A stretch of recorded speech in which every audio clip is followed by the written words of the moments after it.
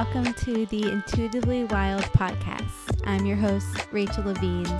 Living intuitively wild is about coming back home to ourselves. Here, we talk about how to live connected to ourselves, others, and nature, and make a commitment to radical authenticity, vulnerability, and acceptance. On this podcast, we delve into a wide range of topics that span the human experience. We peel back the layers and talk about the things that are often not talked about. This is a space for us all to walk and wander this path of life together. Let's dig into our roots and go deep. Situate yourself. Get sat. Get all nice and comfy, cozy. We have our teas. Yes. How is the tea, by the way? It's delicious. Yeah. It's absolutely delicious. I'm used to brewing that kind like in ceremony. Yeah. So whenever I do it just like more casually, I'm like, how does this taste just in a cup? Yeah. Yeah, no, it's delicious. Good. I taste it a lot. I don't know how to describe it. But you know, after you swallow and you take that first deep breath in, it's just kind of like hanging in your mouth. That's where I like get the taste. Deeper taste. Yeah. Yes. Yeah. Yes. That tea is definitely like that. Yeah, I like it. It's delicious. It's a red tea for anyone curious. Anybody who wants to know. Okay. Renee, welcome to the podcast. Thank you. I'm so happy to have you here. So for a little background, Renee and I met, I want to say like almost a year ago. About a year ago. I was trying to like Me too. recall back. And I remember it being incredibly warm that day. So it must have been, I feel like it was early June. I think so too, because it was one of the first few months I was like fully in New York, which was June. So that's the earliest it could have been. We met sometime almost a year ago at a gathering that this business, Everyday Magic, was hosting in their new, at the time, home. And Everyday Magic is a crystal tarot business. Wonderful girls. Highly recommend looking them up. Love them. And we just bonded. And then I drove you to your car. Yeah, because I walked like a mile and a half away. You parked far away. And obviously we bonded over tarot and astrology and crystals. And then I think as we got to know each other more, it became even more about nature and herbalism and just like, I don't know, the way we see the world and how we interact with the world. Yeah. And so that, you think you were one of my first friends here. Oh, that's so sweet. Yeah. And it was beautiful and also so enraging for me because that was only a few months after I moved away from the Hudson Valley and moved an hour and a half north. I was like, are you kidding me? One of my first new friends after moving, and I don't even live here anymore. I know. I was like, I want to hang out with you, but you live like an hour and a half away. The next two times we saw each other, we're on Google Maps trying to find anything that we could do relatively in the middle. But at this point, whatever. I know. This is having friends as adults, making new friends. It takes a little bit of extra effort to like navigate schedules and locations and all the different things when you're not just making friends at school. Yeah, but honestly, I see you more than I see my friends who I do live close to. I mean, it's about making the decision to make the time. Sometime in the near future, you definitely have to venture up because I'm right at the like foothills of the Adirondacks, and it's so beautiful. That access, I feel really similarly here in the Catskills, just that access to nature, and I don't know how to say, like more raw nature. Like this is just how it is. The trees aren't just so clearly cut, amazing lawns, everything's manicured. It is so much more natural that is elevated and it's seen as beautiful, and everybody in the community wants to uphold that. They don't want to be anything different. They want to be the Catskills. They want to be the Adirondacks. And that's actually genuinely something that I love about New York State in general. Yeah, which I did not know about or appreciate when I was growing up in New York. But being here, and especially since I've moved here, I'm like 20 minutes away from Minnewaska State Park. Oh my God, I'm like almost to tears every time I'm there because I'm like, this is so close to me. It's crazy. It's such a gift. Anyway, Renee and I we talk about many things, but we were talking recently about how she's just transitioning out of her Saturn return, and I'm transitioning into my Saturn return because Saturn just moved from Pisces to Aries. So I wanted to bring Renee on. We'll see where the conversation goes. We'll talk about whatever, but I wanted to kind of unpack and process and discuss her Saturn return, some lessons she had, just what that was like for you. Absolutely. But before we get into that, first question, what is something that you wish people knew about you that you don't think many do? I thought so long and hard about this. I turned to my husband, I was like, what do people don't know about me? Because I really feel like I wear so much on my sleeve and on my face. I've learned that I share, I'm a chronic oversharer, chronic yapper. I also have learned that I do a lot of probably my most profound learning and healing when I'm talking about it and talking about something. And I think that's one of the reasons why I feel like I have no idea what people don't know about me. But after I was thinking about it, I realized it's that duality for me. I'm a very relatively happy, bubbly person. I can talk to pretty much anyone. Not that I necessarily want to, but I can. And I think it's the fact that I go very, very deep inside. I'm incredibly emotional, but I love creepy, morbid, hidden things, which astrologically speaking makes so much sense because my Venus is in the 8th house of death, taboo, transformation. And then my Jupiter is in the 12th house of hidden bad things. So it makes so much sense. One of probably my favorite classes that I took in college was mortuary archaeology. Oh my God, that's amazing. Where all we did, every class was analyze different death rituals and death rites. And it sounds so morbid. No, it sounds so cool. But what it's all about is really learning about how their perspective on life. It's so much less about death, and it's so much more about the meaning of life and the meaning of our relationships and our community ties to each other. So I think for me, that's what I find so interesting. And I don't think a lot of people would expect that from me, that I love to go deep and talk about the really yucky, icky, sticky things, because I think it reveals the most truth about our values. I can relate, being a Scorpio rising. That doesn't necessarily surprise me because I think I have that mindset as well. But I totally understand. And I think that often when people are more talkative naturally, it can seem like that outward expression is just everything that's going on for them. Yeah. But there's still so much happening internally. That reminds me of a course. When I was living in Hawaii, I did this death doula course and I loved it. And honestly, I feel like it's something that should be woven into our everyday curriculum, when we're even in middle school, but definitely high school, learning how to approach death and when someone's passing. I mean, not everyone has to go so deep as to be someone's support system, but at least knowing how to feel more comfortable and at ease with that. When I came back to the US after living in Morocco for 2 years, had no idea what I wanted to do.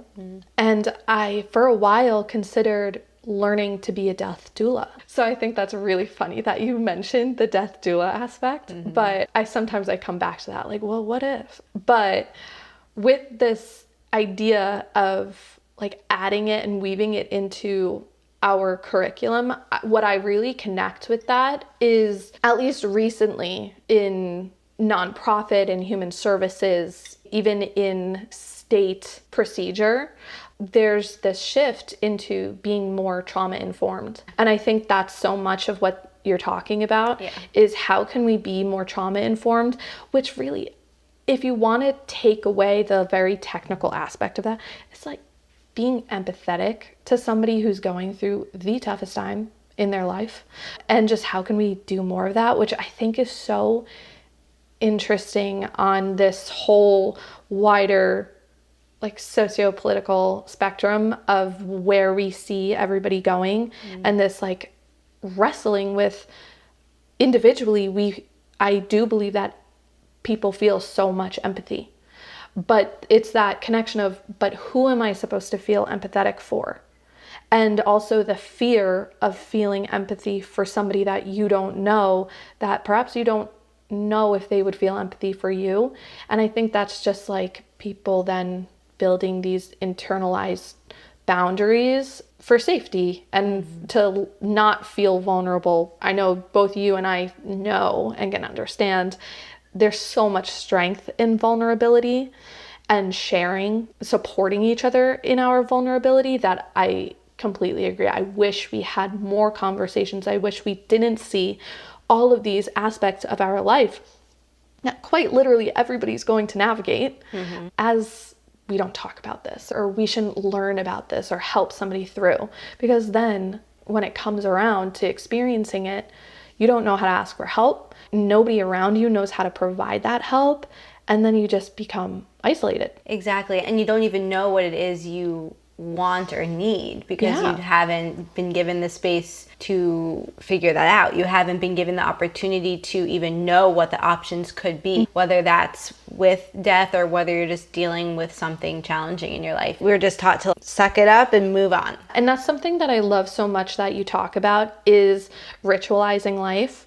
And my husband asked me the other day, he's like, well, what's a ritual? And keep in mind, like, a lot of this is because of the language barrier. Like he's learning. Her husband's from Morocco. Exactly. So what is it?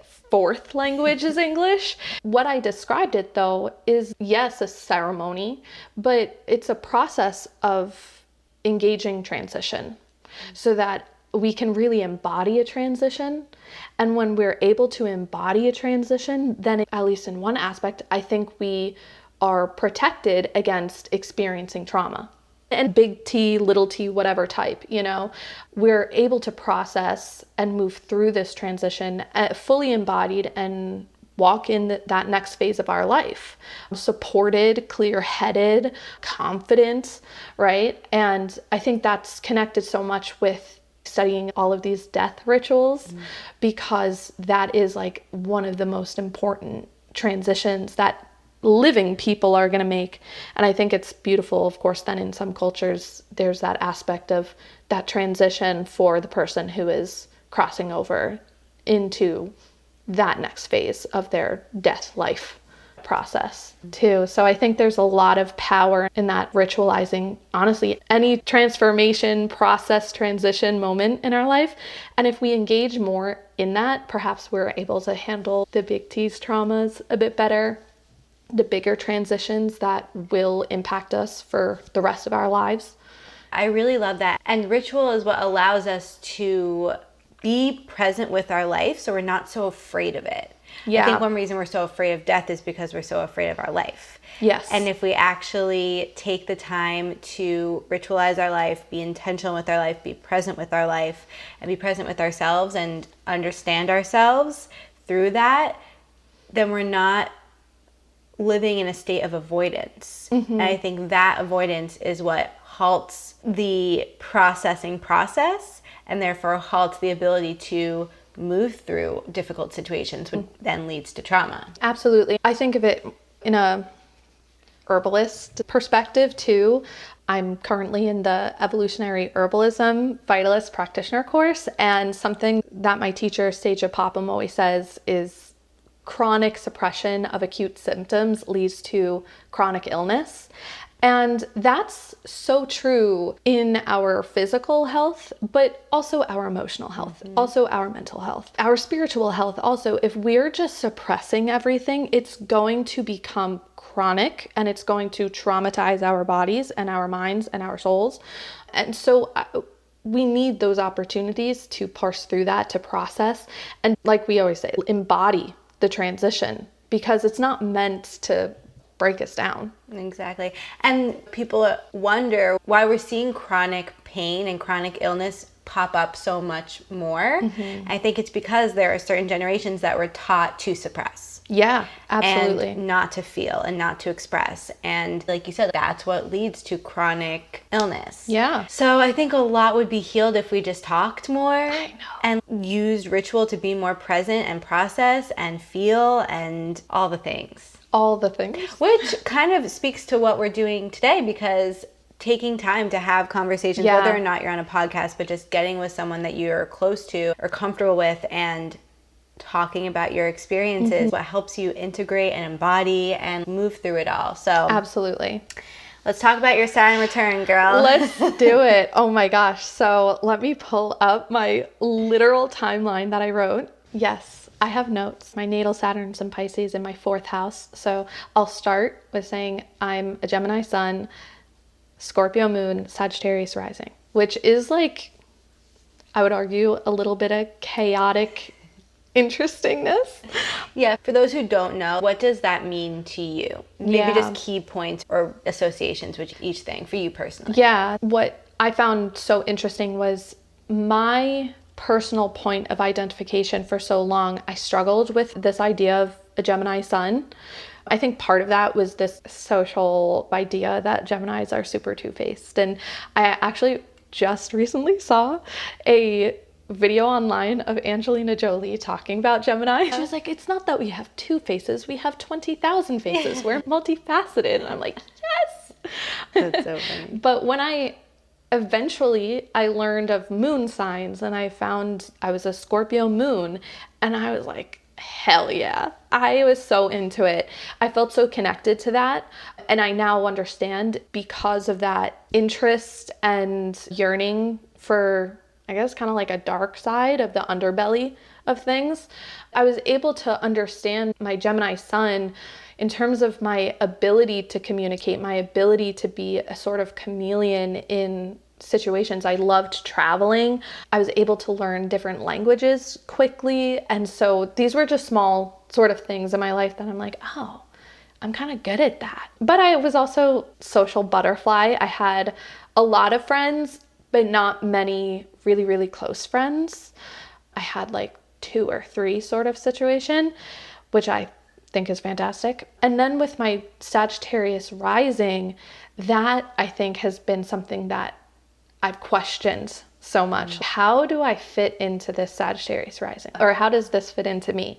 And I think, though, that's where a lot of my aspirations come from, of me reaching out, which makes sense, I would say, with this rising sign. I think then also just with the symbolism, with the visual symbolism, a rising, you're going up, and Sagittarius is the archer with the arrow. So I think for me, it was so much of like ascending, moving forward, moving through, that I really learned. And eventually I came to understand Sagittarius is, one, ruled by Jupiter, but is this sign of philosophy, of learning, of travel. So for me, that's really how I've been able to understand my big 3 in that way, of how I reach out into the world. And then my sun being how I'm identified. And then my moon, how I identify myself. That's really been that kind of triplet of my life. Yeah. Interesting. Yeah. Thank you. I think it's helpful because, one, not everyone knows that much about astrology. And Yeah. 2, I think that our interpretation or our embodiment of our chart, this is so true for human design as well, is going to be so unique. And I think it's why pop astrology can be so deceiving. Yeah. For people especially who don't know that much, because we are not our sun signs. You know, we are the totality of our chart. And even within that, that is going to take on a certain flavor when it's mixed into our being and our essence. So I like to hear other people explain their interpretation, their expression of their chart. So. Yeah. I think also with so many things, astrology is in a way best understood in retrospect, where we can really reflect on what we've been through and how these archetypes match up with our lives. And it's all about patterns and finding patterns, identifying patterns. So there's, of course, that prediction aspect it all, if you want to call it that, but it's really just pattern recognition. And so I think that's what's really interesting with astrology, is the further away sometimes we get from a certain transit of a planet in the sky, we can say, oh yeah, that really links up well, and I really felt that. Whereas when you're in it, you're just in it. You're thinking about your life. You're not sitting there thinking about the sky. I mean, some of us are, but the reality is if we're just thinking about something else and letting something else make decisions for us, then we're not really being present. So then it's like you have the day after where you're like, oh man, that was pretty crazy. Yeah. Well, that's why I think it can be dangerous to get too attached to the present moment transits and like the horoscopes predicting the future, because then you get so caught up in that versus being present and just trusting yourself and like how you need to show up in this moment. And also it speaks so much to, it can be hard to know who we are or what phase of life we're in right now. Sometimes we can only know because we have what we've learned from the past. Exactly. And that's why I think reflecting and understanding and processing our past is so important, because it helps us understand the present, like how we want to move forward now. And without that, we're just lost in it all. Yeah. And I think, at least for me with this transit through Saturn and Pisces, I didn't see any of these dots being connected. Like there were some things where I'm like, yeah, that's super relevant to Saturn and Pisces, or yeah, I can super feel this constriction sort of thing. But it wasn't until I started to literally write things down and I noticed when the transit started and when it ended and this and that, I was like, oh wow, what was this theme? What aspects did I build throughout this period in my life that I can sit there and say, I learned something. And I think that's really what Saturn is so much about, is this structure, boundary, limits, blah, blah, blah, constriction. But I think what Saturn for me really did was it was formation. It was form building. And especially in Pisces, where it's this water sign, mutable sign, there were no boundaries, right? Everything was everywhere, but water only takes shape if it's in a vessel. And for me, that's really what this transit was about, was creating the vessel so I could have this experience, but also the porosity. I can make so many freaking water metaphors right now, like the osmosis of it. But that's really kind of how it felt. For me, what I thought actually was pretty crazy that I literally did not think about until my drive down here. I was thinking about every single piece. I'm like, well, yeah, so the fourth house, the house of like home life, and what could this have really been? But then I realized the beginning of the end, the real beginning of the end for my previous job, I was working at a company with the word home in it. Interesting. Literally. And I was going into people's home. Worked in human services. My majority of my professional career has been in domestic violence, human trafficking advocacy, as well as child welfare. So there was, all of a sudden, I was faced with the way this transit really began for me was the porosity of my own boundaries between work and home life. So I really struggled with any type of boundary setting. I would work 14-hour days and I would put everything that my job had before myself. That like I shudder thinking about it. But no wonder I burnt out. When I moved on from that, I immediately understood I can never put myself in that position again.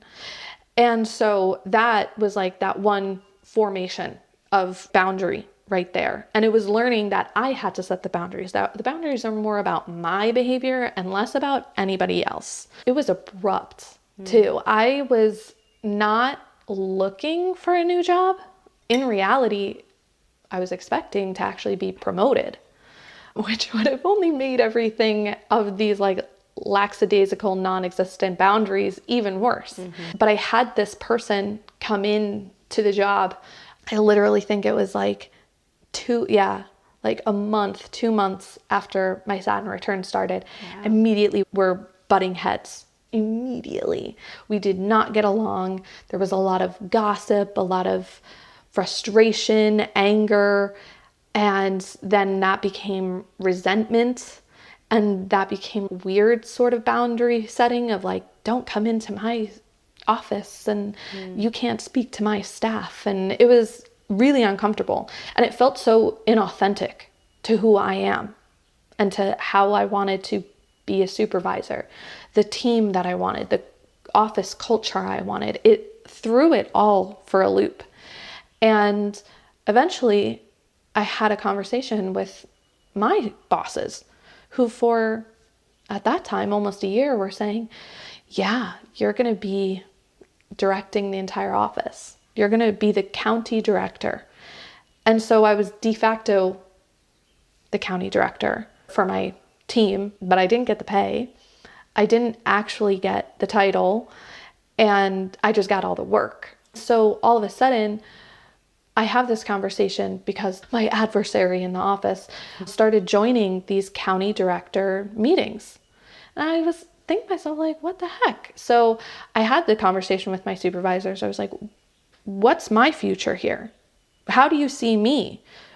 I see that you're elevating this other individual, which is fine, but you're doing this in the places where you've been telling me something. Are you telling us two different things? What is actually happening? And eventually I decided for them. I was like, I guess I'm going to go. And so thank goodness that sort of phase resolved itself, because now I'm in a job where my time is 100% respected. I can take time off without feeling guilty. I'm not working the crazy hours, but I'm also not giving so much of myself to my job where I don't have an identity. That was the biggest shift for me, was all of a sudden I could give myself to my hobbies, my interests again. I started to read. Something so simple, reading. But at that time, I hadn't read a book in years. I did not have the time. I didn't have the energy when I did have the time. Yeah, it was a lot. What do you think spurred you to be immersed in that kind of energy in the first place? I know myself, and there's one thing I'm pretty good at that I can say confidently. I do feel like I'm good at boundaries, and especially in certain ways. Like, I would not find myself in that situation. So I'm curious, what was it in you that you think was drawn to that, to being so consumed by work that you were separated from your identity? Oh my gosh, that's such a good question. So I think anybody who works in the human services field, I think, would probably have a similar answer, even if they didn't realize it. That is the human services culture. 100%. It is, you give yourself and your entire self to your job because it is so much bigger than you. This is so much more important. The health of our communities, the health of the mission, like all of it. It was expected. And even I would hear my supervisor say, like, well, we need service-oriented workers. And if you ask for more money, or if you ask for time off, you are not being service-oriented. And how dare you not answer your phone call when a family is in crisis? You know, that was that culture, but it's the entire culture, I think, of human services. Additionally, I'll pause and kind of back up. When I was a Peace Corps volunteer, the training is, you're not assigned to a job, you're assigned to a community. And you're living your work. Wow. So you go through 3 months of daily training, living with the host family, which is amazing. And I loved my experience there. I had some of the hardest experiences and some of the most amazing experiences. But I'd be remiss to say that it wasn't damaging training to have. You're being trained to let go of your entire personality, of all the boundaries that you're expected to have, to integrate into this community. All of a sudden, when your work is eating, it's sleeping, it's the relationships you make, it's whether or not are you a good volunteer, quote unquote. If you travel somewhere else because you want to, no, you should stay there and build better relationships. So I had years of this training and reinforcement throughout the 2 years to live my work. And then you come back and that's what you're going to do. Like, at that point, I was trained to do this. And so in that general sense, getting my degrees in the field, I was truly trained. I fully believe I was built to be a service worker, which is amazing for so many people. And at the same time, that lack of boundaries is only damaging. It's only going to do harm. And not just to the person who has the lack of boundaries, but to the people that they're serving as well. Because it fosters this idea of depending upon the service and upon the service giver in a way. And then when that person can no longer provide, they're just sort of like tossed to the side. And then the classic culture of work that we have just replace them. So I think that's definitely what I would say guided me into that position. And just thank goodness that I was in the place in my life that I was able to recognize that and choose, I can't do this. And I think that's really what that lesson of Saturn is giving, because that's how I did work. That's how I did all of these things. And then for this Saturn transit, it demands attention. It demands that you pay attention to this. If you don't like the boundaries or the constriction, that's what that is going to feel like. Either you can choose this and have this agency and authority on how the boundaries are going to be set, or they're going to be thrust upon you and you might not like it. So I think I was very grateful, and I still am, to have been in the position where I was able to choose. No, that's so powerful. And I think that lesson can be applied in so many different areas of life for different people, because I think our culture, our society, especially when it comes to work, teaches us that there's so much more important than our identity, so much more important than our joy, our desires, knowing ourselves, being happy, being fulfilled, being at ease. It's like, no, you work and you serve and you produce, you whatever, and that's it. And yeah, if you feel happy, great. Yeah. Like if you feel rested, okay. Well, you just think of it. There's the phrase of like, if you love what you do, you'll never work a day in your life. I'm sorry. There's always going to be things, whether it's regarding my job, regarding my personal life, anything that I just don't like doing. And when I sit there, and anybody would sit there and say, yeah, it feels like work. Yeah. It is. Yeah.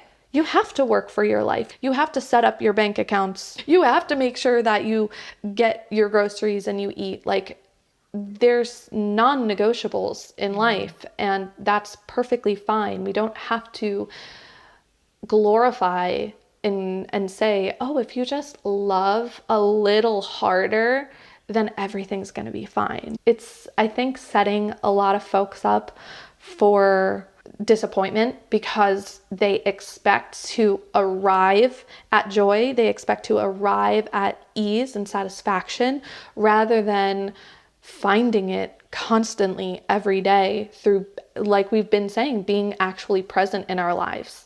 100%. It takes me a lot of effort to be happy sometimes. Yeah. It just is hard for me for many different reasons. And so I have to decide, I have to commit to it. And this is one reason why ritualizing everyday life is so important to me, because without those rituals, I forget to be happy. And I love what I do. And more every day, I'm shifting my job to be what I love and what I'm so devoted to. It's freaking hard. No matter what, things that are worthwhile don't come easy. I think there's the watering down of the actual emotion of love and the actual emotions of joy and happiness and satisfaction. What does that all mean? And then you end up internalizing it and feeling like, what's wrong with me that I just can't feel this way all the time? Our lives are interacting with so many other people in so many different ways. It's unrealistic to expect us to be happy and joyful all the time. And if we were to feel that way, I always think of this. Did you watch the show The Good Place? I did, yes. So that's how it is. Like when they finally get to the good place and everybody's brains is mush and there's no meaning, there's nothing in life. They're like, please, you gotta stop this. And all of a sudden, impermanence provides people with motivation, with joy, for opportunity to feel. And that work is what also just makes us. Speaking of impermanence, that's why I think it's so important to talk about death, because then we know how valuable life is. And also, so many of us we've watered down joy, we've watered down love because we're not actually feeling it. We're just saying it. We're just saying, oh, I'm good. Oh, I'm happy. But we're not actually pausing and being like, how am I? Yeah. You know? And now I ask myself how I am all the time. And I'm never feeling just one way. Like I'm never just happy. I'm never like just good. Someone asks me how I am and I'm like, how long do you have? Yeah. Like that is not an easy question. And that's because I have taken the time to be present and actually know how I am and what I'm feeling. But if we're just running around our day or like taught to just, you're good.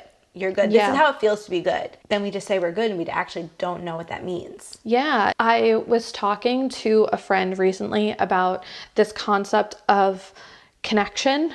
And I was saying how attention is equal to connection. And when we're able to pay attention and to attend to something, to somebody, that's what we're connecting to, and we're present in that moment. It's connected to that concept of we don't just arrive. It doesn't just fall from the sky and arrive and stay permanent like this. Even the things that we think are the most permanent aren't.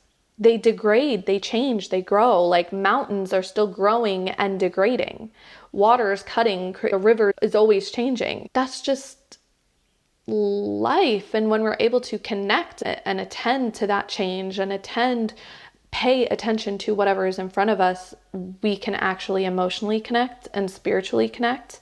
I think of like just in general of relationships, and everybody wants like the most perfect relationship, blah, blah, blah. It's a lot of work to maintain. It's a lot of personal work. Like nobody knows what's going on in somebody else's brain. That's where all sense of conflict arises.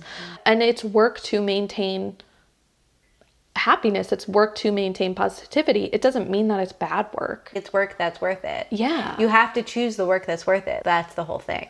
And that's where I think it's important to, as you're saying, to pay attention and to connect with yourself so you can actually understand, how am I feeling in this moment? What does this make me feel like? What does that make me feel like? So I can attend and then I can choose. If I just ignored this, life was going to choose for me. Right. And I don't even, like, who knows how it could have chosen? Was I going to get ill? Was I going to be hurt? Was I going to mess up at my job, cause something awful to happen and lose it? We don't know. But I was able to attend to what I was feeling. Thankfully, I was able to see a lot of warning signs. I was struggling with my relationships. I was struggling with my health. I was feeling really frustrated. Like, why are I not happy? I thought this was what I wanted. I thought that was what I wanted.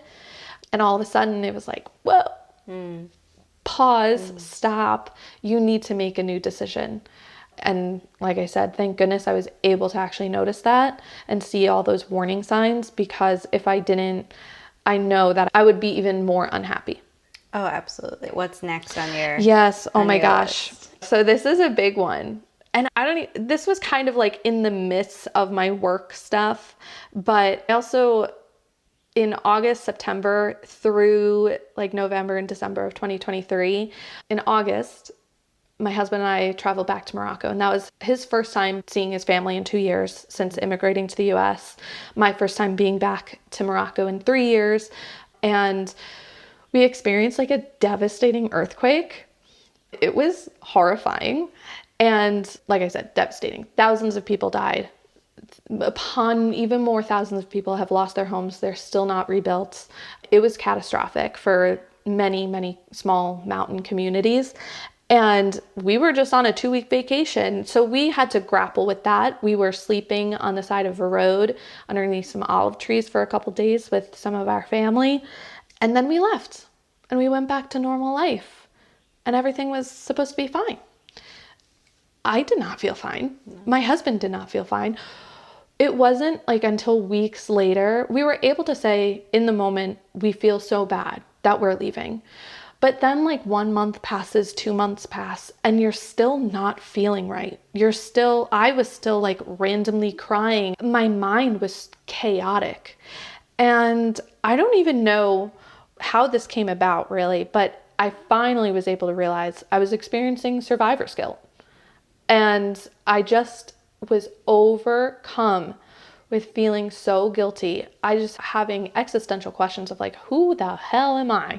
What did I do to deserve this and that? And I should give everything away. And why should like concepts of deserving and worthiness and everything bubbled up. And so that was just emotionally a really tough time that I think since then has really informed and I don't want to say solidified, but reinforced my feelings of worthiness. I think it was a door opening to my idea of like personal worthiness. Just because you survived or were able to leave that physical place or emotional place behind doesn't mean that you're not worthy of feeling joy now. Joy is everywhere all the time. And also this idea of abundance, such a opposite feeling, but this idea of abundance. And if I truly believe that I live in an abundant world, it's not necessarily the question of why me, it's more the question of, well, why not me? Like, it's not everybody just point blank is born worthy. We are all worthy. There's no hierarchy of worthiness. There's no prioritizing worthiness. We are worthy. And so the question is, why am I blocking myself from feeling that? My joy doesn't take away from anybody else's joy. And you can put any bit of positive feeling or emotion and also anybody else's negative emotion. It doesn't take away. Me feeling sad and guilty doesn't take it away from somebody else. That's not a two-way street. And I think that was really, really powerful for me that I've really only been able to further develop through the rest of that 2.5-year transit that I feel so much more confident in only now. Oh my God, I got chills when you were talking about that because that's been something that I've really had to come to terms with, which is, and I think it's so easy in our world today where I am so painfully aware of my privilege. Yeah. And how lucky I am to be in the position I am. And that can lead to me feeling a lot of guilt and shame and turning against myself. And that doesn't do anyone any good. And I feel like I've spent so long punishing myself for being privileged. Yeah. And blocking my joy and the abundance in my life because of that. Yeah. When in actuality, it only serves the world more for me to take the privilege that I have been blessed with and go out and be happy and do what I can from that empowered place. Yes. And when we can use the abundance that we have been given to elevate our life, to feel joy, to nourish ourselves, to support ourselves, we then can fully tap into who we are and go out into the world in that fullness and have the impact on the world we're meant to have. Yeah. Versus if we use it to shame ourselves and blame ourselves and harm ourselves, we just shut down and we turn away from the world. Yeah. And then no one's benefiting. We're not helping anyone. Absolutely. Yeah. Absolutely. I think just everything you said has been such a key point for me. And you said it beautifully. I couldn't agree more. We're such mirrors of the environments around us. And that's also part of that choice that we have of remaining present and leaning into gratitude, I think, because the more you look around and you're judging yourself in this place of shame, the more you're gonna see things to judge and shame upon others. And the more then they're going to do to you. But when we can lean into this space of gratitude, we're able to shift that idea. And then all of a sudden we are seeing more beauty in the world around us. We know both sides exist.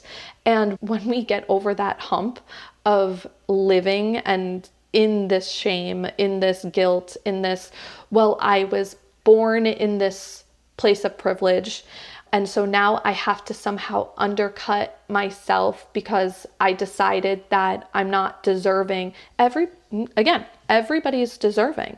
So you can utilize every resource that you have to uplift everybody else. And you're only going to learn more. Like, community is only going to build. Yeah. That's where we also shift that idea of it's all about me, or this individual idea, into a more collective community filled space where we're relying on our community for things that we know that we might have. And it's not in a place of shaming ourselves, of judging ourselves. It's just a place of acknowledgement and choosing to say, oh, this is so exciting. I get to find a new friend. I get to ask my friend for help. I get to connect with them. That's the point. It was interesting times. Wow. The past 2 years has then also been riddled with moving. I've moved every single year for the past 7 years. Wow. I'm done. Yeah. I'm done. I'm never moving ever again, as I say, renting on a yearly lease. One thing that was kind of funny is I've been able to track each place I've moved physically further away from a family member, which I think was so needed. I love my family so much. And at the same time, I think there was a lot of enmeshment going on. Growing up, I very much felt like I had to attend to the emotional needs of my family and of my household. And that meant that then I would have outbursts of myself because I wasn't attending to them, and I never learned how to communicate what I needed and had them attended to without like screaming or crying.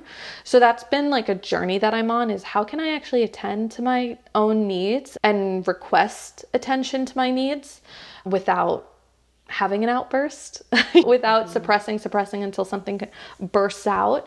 And I think kind of tracking how I've literally I moved from my parents' house. That was crazy, a couple years. Being an adult, living with your parents, and then your new spouse. Oh God. 2 out of 10 don't recommend. But then it's like we moved 20 minutes away. And then we moved upstate, which one would think would be very far. No, I was 4 minutes away from my sister. So I was doing laundry at her house every week, sort of thing. And then we moved just 15 minutes, but technically to a different town. And it's just been this kind of process of actually feeling far more independent, sustainable, and able to decide how I spend my time, how I go about my weeks or my days on my own, and not having to rely on my family or say, no, we're going to do this instead. And my husband, honestly, has been such a big key factor, at least me personally, in growing, because he's always been like, well, if you don't want to do it, then don't do it. Yeah. Which I don't know the time of his birth, but I did learn that he also is a manifesting generator, which I'm like, this makes so much sense. And he's always been the king of saying, I'm never going to do anything that I don't want to do, which was the total opposite for me, which I think is so interesting when it's like we are the same type, but total different experiences. Yeah. Well, and that type goes through and like really personality. Exactly. Yeah. And then you have to consider just like everything else, that whether it's in a human design chart, astrological natal chart, and just life experience. Like just because you have a similarity doesn't mean that it manifests similarly. Yes, exactly. So yeah, that's been such a point of growth for me, of choosing what I want to do myself in relation to my family, and not feeling guilty or feeling like I'm not living up to an expectation or to what people know me to be. I think it's so interesting also, I'll note, the Saturn return starts right after your frontal lobe develops. I think there's some purpose to that. Yeah. I don't think we would be capable of having a Saturn return unless our frontal lobe was developed. So thank you, like, creator. You're a full person, you're ready now. Exactly. And it's like, here's big test. Yeah. Try it out. Tell me if there are any key moments that you want to discuss still, and then maybe core reflection points and where that leaves you now. Yeah, I would say I don't have any other very specific events. Just my biggest reflection is, especially for somebody going into their Saturn return. Give me your wisdom. Yes. And I said it earlier, like just being able to make the choice yourself, being present and connecting with yourself so that you know when to set a boundary or when to, as I said, create a formation, create a line in the sand. For those who are very like water-based, very emotional people, have that containment so that you can hold space for something, not suppress it, just hold space for it.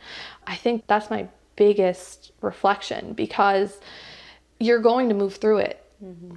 It's just a transit. It's just some moment in your life, and it's not your whole life. And I think that's really powerful when you're able to get some perspective on that, because then you're able to say, oh, well, I get to choose how this affects me, and I get to choose what I want to do with this now, and transmute that rather than necessarily like changed by it.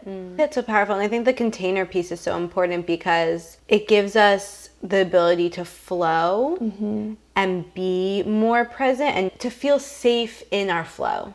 Yeah. Versus without the container, we're just everywhere. chaos. We got to be mopped up off the floor. Exactly. And then it's like, I didn't want to be in a mop bucket. Yeah. Like, I didn't want to move over there. Like, I wanted to stay with the stream. You know? Exactly. And having a container for the freedom of our flow is what brings it safety. Absolutely. Literally every form of water we see is going to be in some container, and when it's not, like we see raindrops, just exactly like storms, rivers have containers, they have banks, they have the sediment on the ground. Oceans have containers, everything has container, but when we don't, we go splat on the ground and we evaporate. And so there's so much power in how we can create that container, make that formation, so that we can actually push forward and direct our energy to where we want it to go, which might be moving forward with that river analogy. It might be the path of least resistance, but as we know, like, water still, we can shape the rocks, we can shape the mountains, we can create canyons. It doesn't mean that too is permanent. We can change it. I think just the agency and empowerment that it provides is so important. And at this age now, and having completed the Saturn return, and granted, Saturn is going to go retrograde in a couple months, so I'll feel the transit again, but I think that's just like more reinforcement. Yeah, I think it'll just be more reflecting. Exactly, more reflecting, more opportunity for reinforcement, and more opportunities to decide, how am I going to move forward in this? Exactly. And it's just like activating. That's what I think there's a lot in, we were saying, like in pop astrology, there's this terror. Oh my God, your Saturn return. And yeah, I'm not going to say that people don't experience crazy heavy natal Saturn transits. Yeah. And at the same time, it's an experience. We not everybody is going to have that. Living to tell the tale, it was heavy and I learned so much. And at the same time, like, I look back, I'm like, yeah, well, I was able to handle it. Perhaps that was because I was aware I was going through my Saturn return. So I was able to be like, how can I handle these hard things in my life? Well, I don't know. I mean, whether or not you know it's a Saturn return or you care about astrology, I think that just speaks to being present with your life. Yeah. And showing up for your life and showing up for yourself and being like, I can handle this. What is this teaching me?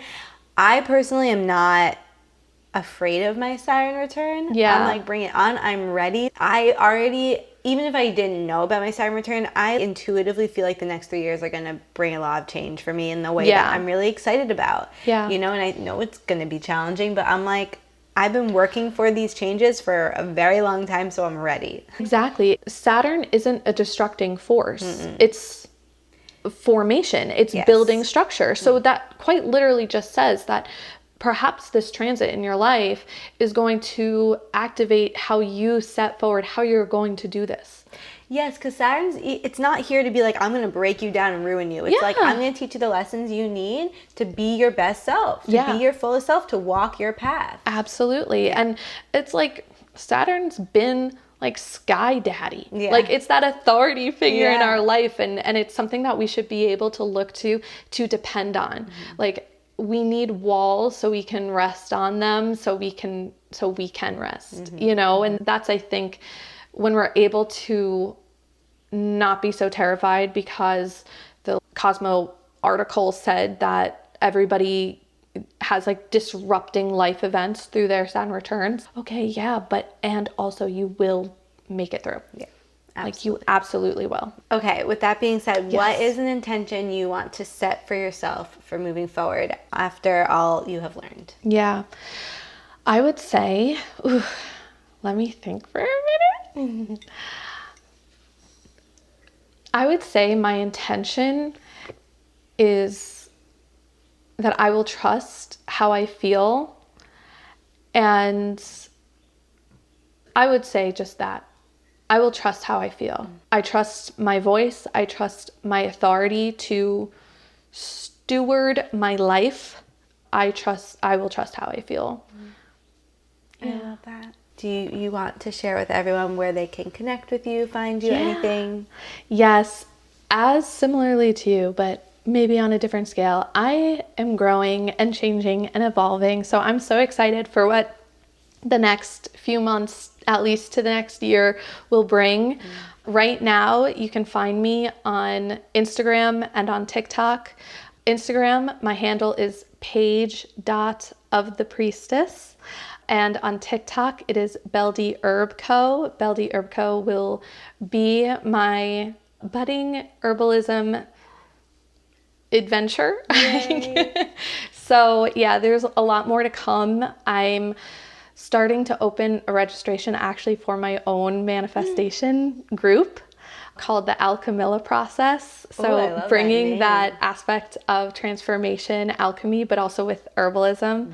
So yeah, big things are to come, but you can definitely find me at both of those places right now. And everything will be linked below. Yeah. But that's so exciting. Thank you. Thank you so much for being here. Thank you for having me. This was such a fun conversation. So much fun. I feel like we could have talked for hours. Just scratch the surface. I know, seriously. I was like, I want to go deeper on that. Part 2. Yeah, exactly. Thank you so much for joining me on this episode of Intuitively Wild, the podcast. I hope it helped deepen your connection to yourself, sparked some insights, and inspired you to live intuitively wild. If you enjoyed this podcast, it would mean so much to me if you would share it with others and leave a rating and review. And please reach out to me. I would love to connect with you. I will see you next time for more magic.